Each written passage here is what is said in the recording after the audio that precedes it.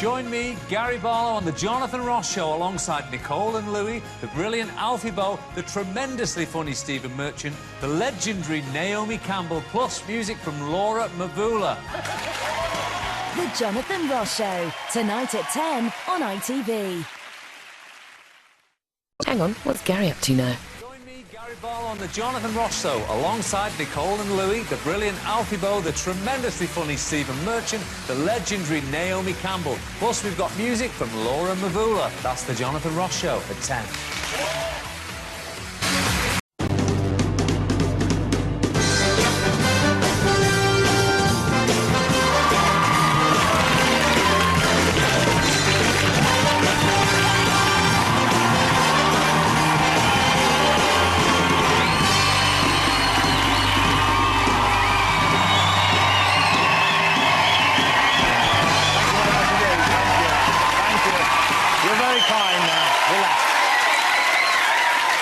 Everybody, Saturday night, welcome to the Jonathan Ross Show, and I'm excited to show you who's in the green room this evening. What a lineup we've got for you tonight. From the X Factor, we have my three favourite judges. You've just seen them at work. It's Gary Barlow, Louis Walsh and Nico Scherzinger, ladies and gentlemen.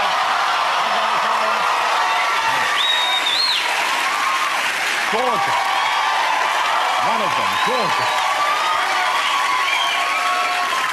Between them, they've made more people cry than the onion, waxing and nipple clamp industries put together. Sticking with music, we have Britain's biggest selling tenor. Ladies and gentlemen, it's Mr. Alfie Boe. Hello, Alfie, how are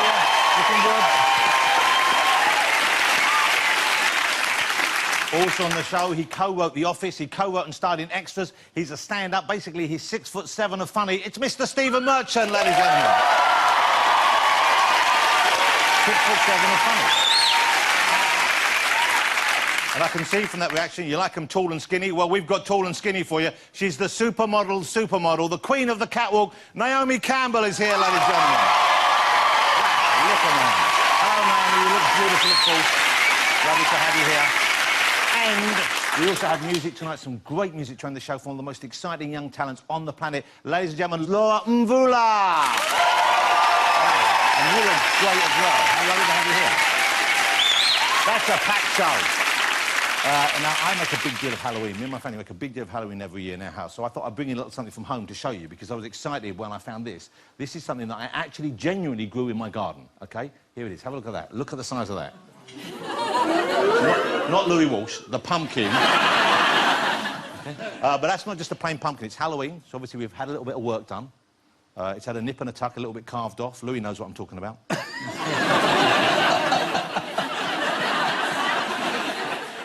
Because this is the biggest Halloween pumpkin I've ever grown, I also want it to be the scariest. So this is what we've done to it. Brace yourselves, this is terrifying.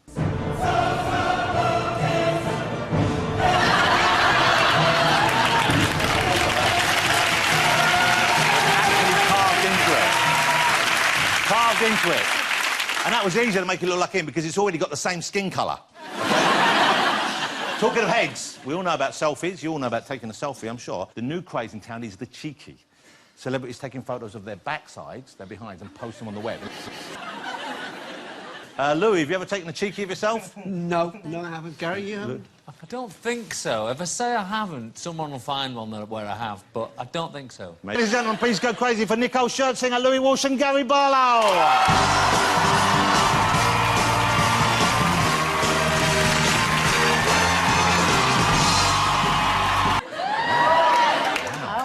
Some fans out there. How did they build up Greg Stewart? Did they tell you? Well, Greg's over here, he's like, he loves all the finest things in life. So whatever he orders to his dressing room, I'll be like, whatever Gary has, that's what I want. So he said the sausage rolls are delicious, okay? And then it's like, my girlfriends are in town from LA, and I was like, girls, y'all need to come back from Buckingham Palace, because we are gonna have a real treat today, I'm telling you. We're going to an authentic, official English bakery. There's gonna be little, English people making things for us. What did you think it would be like? You thought it would be like? That's what I thought it would be like. Like a palace almost, or like an old-fashioned kitchen? Miniature, yeah, an old-fashioned kitchen, and just like you walk in, you're like, it's freshly baked, it's beautiful. And I didn't realize it was a chain. Like there's you know, Oh, I not... know, yes, I know Yeah. this morning. Still to come on the show, Naomi Campbell is here, Alfie Boe and Stephen Merchant, so join me after the break.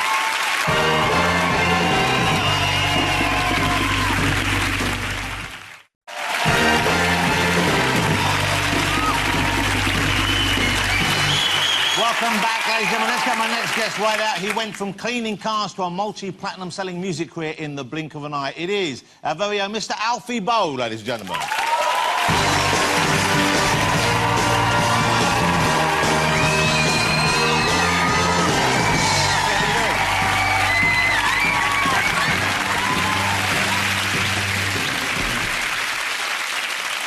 How are you, Alfie? Looking good? I'm good, thank you, yeah. You know, what a remarkable story. So you're working lecture, you're just a regular guy, and suddenly you have a big career in opera. Yeah, yeah. But you weren't actually an opera fan, were you? Is that right? No, I wasn't, no. So how does that happen then? How does someone who isn't really into opera become an opera star? My father used to play a lot of different types of music around the house. So I grew up listening to opera, to blues, to rock and roll, to country music and all that. So I just discovered that opera was the way that my voice should go. And so you had the right voice for it. Yeah. So who told you that? How did you know that? You just found you were more comfortable singing that, or other people said that you should sing that? Well, I started, around the house, I started impersonating people like Pavarotti, which is pretty stupid, because he's good, and I wasn't. How old were you then? 14. But you weren't a big fella. No, you I wasn't massive. No. But I could sing high notes pretty loud. I can't imagine there were that many 14-year-olds in Lancashire running around imitating Pavarotti at 14. No, I know. Well, I didn't tell anyone because I'd have my face smashed in. OK, so now you have the family, the kids, and do they like listening to you? Do they find Dad's opera singing, or would they rather listen to more? My little girl says it's too loud. She always says, like, stop singing, Daddy, you're making a fool of yourself, it's too loud, you know. And the school that she's going to has asked me to sing at their Christmas Carol concert, you know. But my daughter won't let me. She said it's too embarrassing. How old is she? She's 5 now. Well, that's the age when Daddy's so embarrassing. Now, you've got a new album out, and this album is an opera, so I'm assuming this is the kind of music you would listen to, is that right? Yeah, well, I've had the fortunate chances of singing with some fantastic people in my career. I've sung with Bryn Terfel, Jose Carreras, Renee Fleming, you know, Robert Plant, Alice Cooper, Bruce Dickinson from Iron Maiden. It's like I've had all these chances. That's an eclectic group. It is, yeah, but I don't see any difference between them. You know, I could give you an example of the styles of singing. I don't change the way I sing in any particular way. OK, so say you were singing a Led Zepp song. Yeah. Would you not have to sing that differently to singing a piece of opera? No, I could. No, I can demonstrate if you want. Well, let's have a little time. Yeah, that would be nice. Well, for example, if you're singing like the last notes of Nessun Dorma, you know, the big Vincero. Oh, I know those last few notes, don't we all? I think we've all been there in the shower. Well, the last big note is that's the sort of place you would sing like the start of Rock and Roll by Led Zeppelin. Could we have the start of Rock and Roll by Led Zeppelin? Okay. It's been a long time since I rock and rolled. Wow, that's pretty good. That's pretty good. And let's hear. Could we hear a little bit of Nessun Dorma? So remember, this is the same thing. All'alba vincerò, vincerò.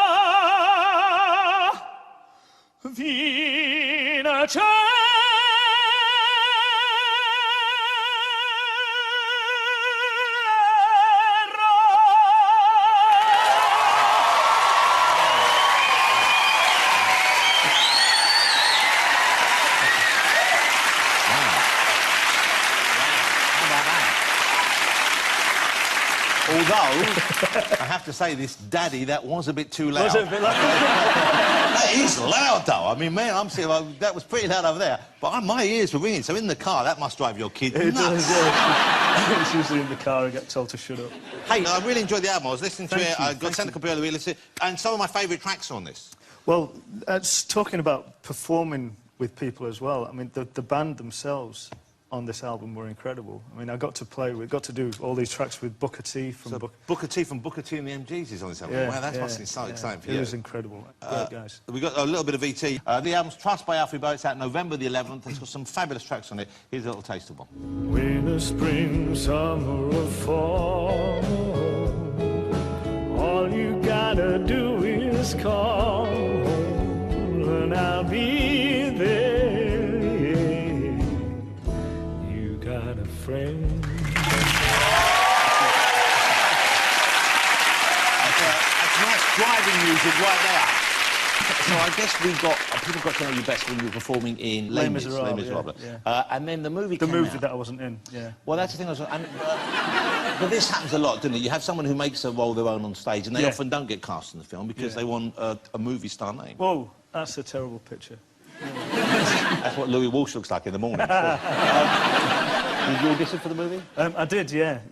I auditioned for it, and my audition was about 2.5 hours long. Wow. So I sang the whole of the show, did the dialogue and all that sort of business. But then I was walking out of the room, and I said to the guy that was going in after me, I said, "Good luck, mate, you know, it's all the best." And it's Hugh Jackman.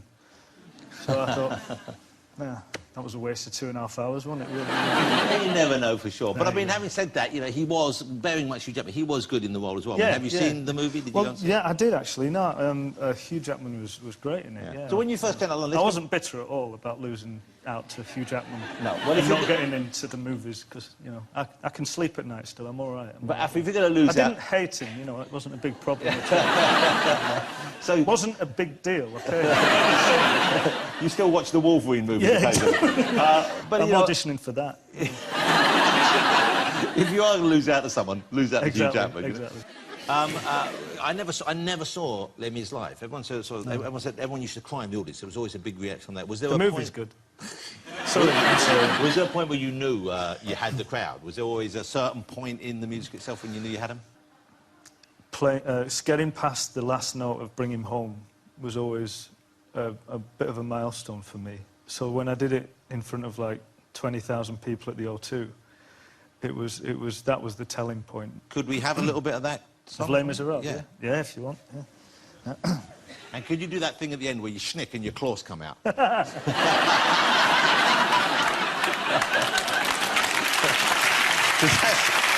that's what people like about that musical. You're a bastard.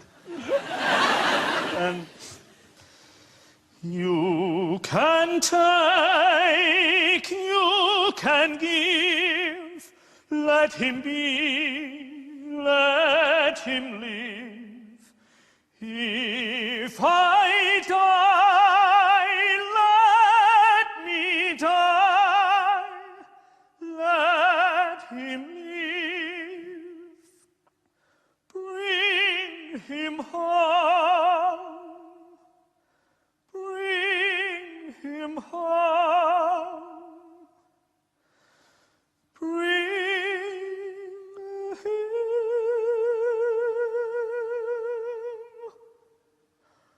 home.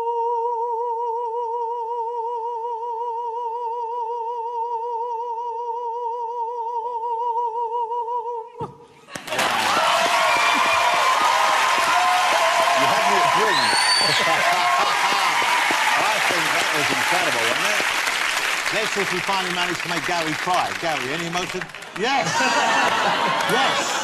I knew you could do it. Hey, it was great having you here and great hearing you sing. Ladies and gentlemen, the fabulous Mr. Alfie Boe! Thank you, Alfie. That was great. Thank you so much. Still to come after the break, one of the funniest men in the country, Mr. Stephen Merchant, and stunning supermodel Naomi Campbell. So don't go anywhere.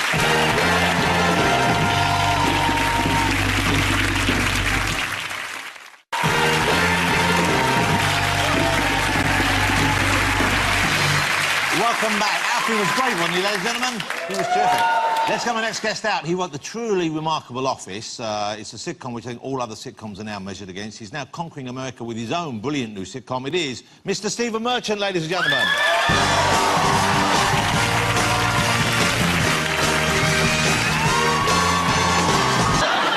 Well, this This summarises Hollywood for you, because there's 200 people at this party, but they had to bring in a cleaning lady. Not one of them could get a broom at 2 a.m.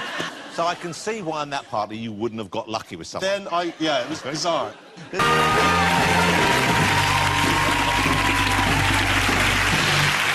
Welcome back, ladies and gentlemen. Let's get my next guest out. She is quite simply one of the world's most famous supermodels. She doesn't normally do chat shows, so we're very excited she's here. Will you please go crazy for the stunning Naomi Campbell, ladies and gentlemen?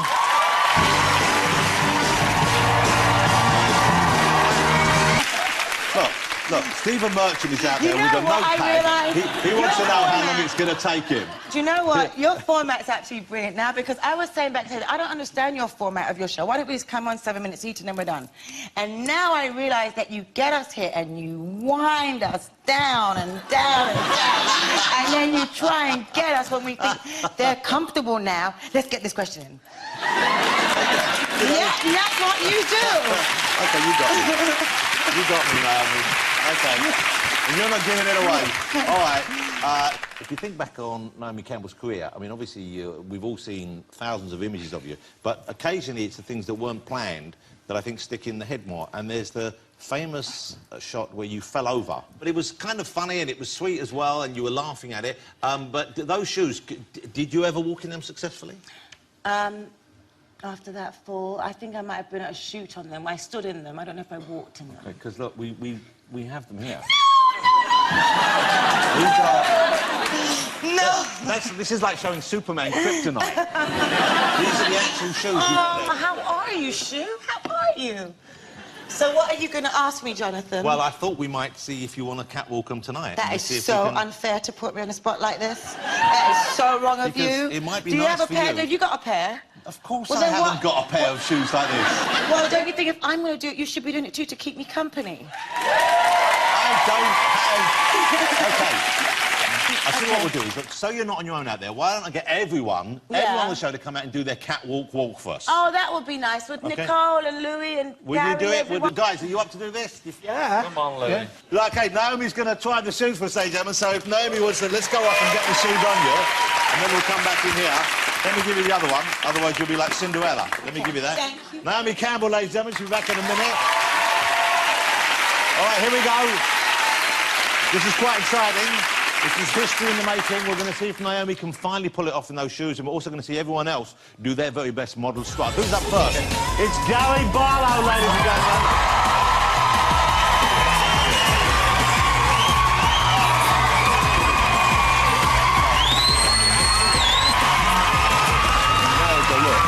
The look was gold. Gary Barlow, ladies and gentlemen. Next up, Nicole Scherzinger. Here she is.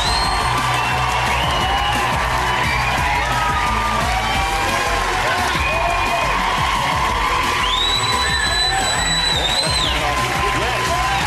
Work it, girl. Catwalk ready. Nicole Scherzinger. OK, here we go. Alfie Boe. Get it, buddy. Come on.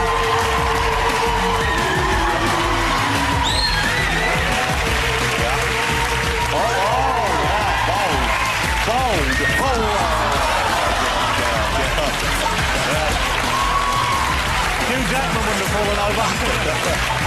OK. Stephen Merchant. Here he is. Big Stephen. Oh, yeah. Love it. Stephen Merchant. Wow. Well, he was smiting. OK, ladies and gentlemen, the moment you wait for. Naomi Campbell in those shoes. Come on, girl. You can do it. Fingers crossed.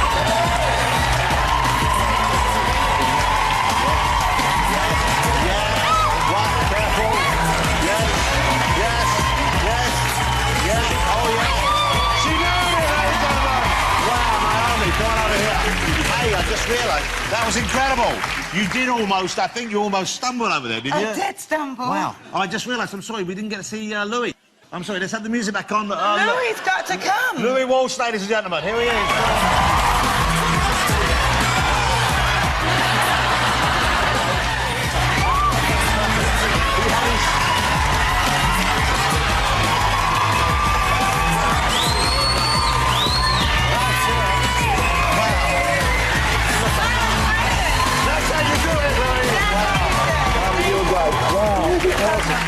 fabulous. Ladies and gentlemen, the fabulous Naomi Campbell.